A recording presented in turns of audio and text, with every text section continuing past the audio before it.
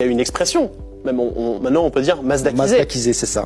Ça veut dire quoi, Mazdakiser? Alors Mazdakiser, ça vient de Mazdak, donc c'est un néologisme qui signifie le fait de faire valoir ses droits, de ne pas se faire arnaquer, ne pas se faire entuber en quelque sorte par l'administration, par son employeur, par son propriétaire.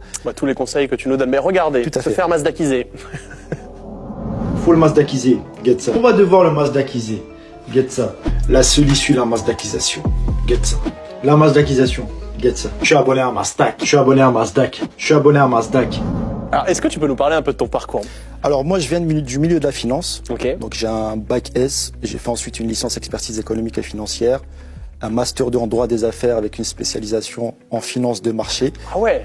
Voilà, donc c'est un parcours plutôt financier, avec un accès un petit peu à tout ce qui est régulation, réglementation financière.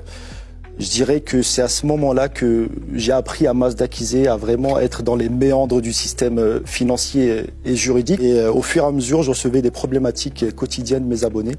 Et tu y répondais au fur et à mesure? Voilà, je répondais au fur et à mesure et j'ai étalé mon champ de compétences à des questions à la fois de droit juridique et de vie quotidienne. Votre patron peut désormais vous faire travailler 12 jours d'affilée en toute légalité.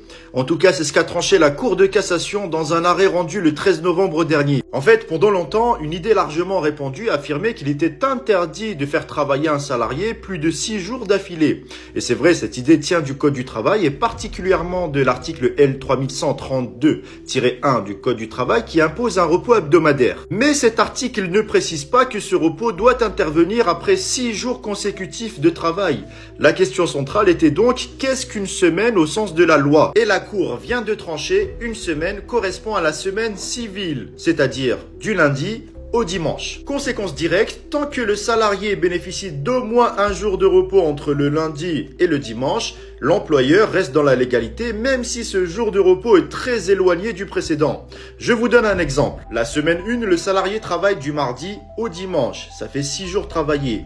Il s'est reposé le lundi, donc le repos est bien présent dans la semaine civile. Il enchaîne sur la semaine 2 en travaillant du lundi jusqu'au samedi, avec comme jour de repos le dimanche. Le salarié aura effectivement travaillé 12 jours consécutifs, en toute légalité. En fait, cette décision vient d'une affaire récente où un salarié avait enchaîné de longues séries de jours travaillés.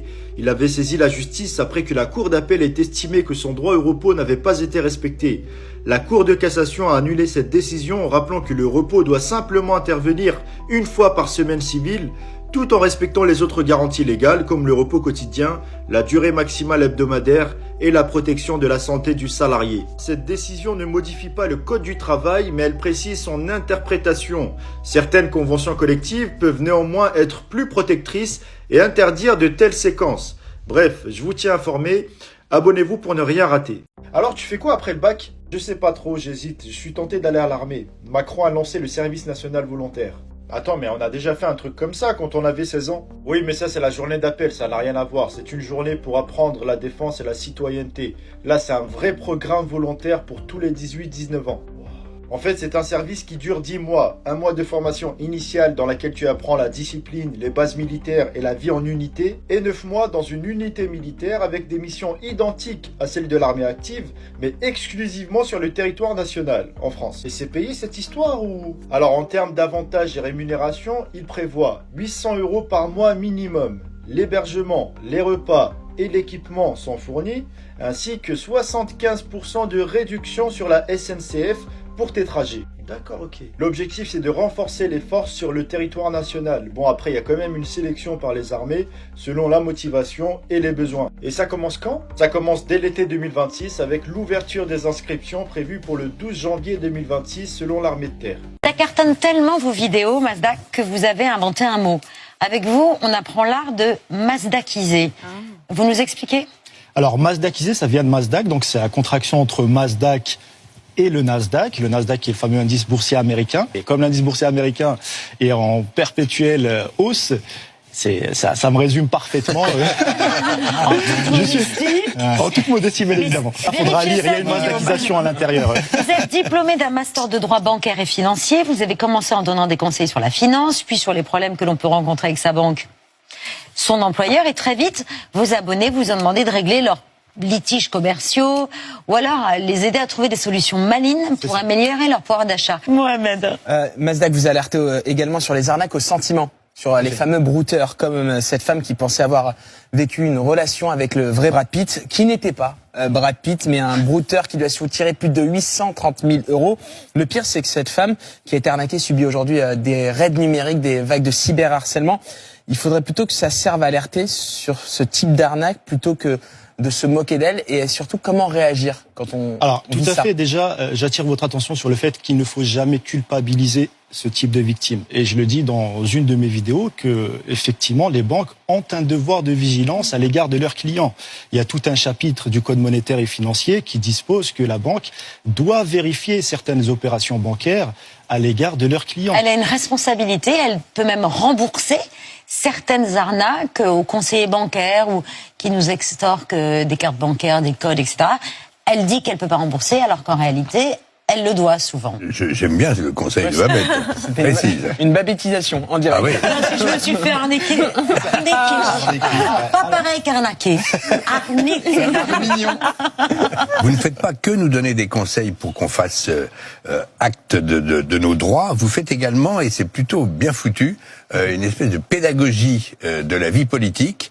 Et il y a une vidéo qui est assez sympa, vous allez voir Guillaume, où Mazdak nous a refait la négociation entre François Bayrou et Emmanuel Macron au moment où finalement s'est décidé sa nomination. Alors pour bien suivre sur la vidéo, Bayrou est en costume noir à gauche de la vidéo, donc Macron est en bleu.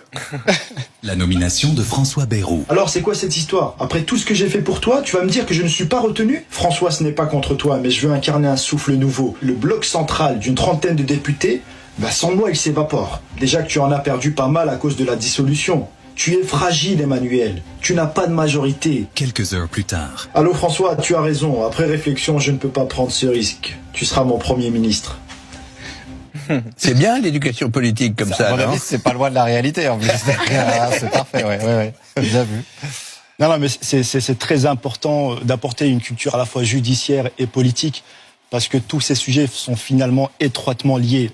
Lorsque je parle de finances, lorsque par exemple je vois l'indice boursier, le CAC 40 en l'occurrence, qui baisse depuis plusieurs mois, et les autres indices boursiers dans le monde, notamment le S&P 500 qui augmente, on s'interroge pourquoi, et aujourd'hui on sait que c'est à cause de la dissolution de l'Assemblée nationale. Mais dans la dernière. c'est dingue. Il n'a pas besoin de ça pour dire du bien d'Emmanuel Macron. D'accord, je me le Ne note. lui donnez pas des arguments inutiles. Vous n'avez pas besoin, vous n'en avez pas Non, normalement, le pas besoin, mais Moi, j'ai un vrai point commun entre vous deux, c'est votre amour des animaux. Aussi. Ah oui. Effectivement. Je démarre, mets le chauffage. Attends, ne démarre pas tout de suite. Il ne faut jamais confondre vitesse et masse d'acquisition. Ouvre le capot, s'il te plaît. Quoi? Des chats sous le capot? Tu vois? Wow. En hiver, les chats et autres petits animaux aiment se cacher sous les voitures et dans le moteur pour se protéger du froid et se réchauffer. Si tu avais démarré ta voiture, les conséquences auraient pu être dramatiques pour les chats et entraîner d'importants dégâts sur ta voiture.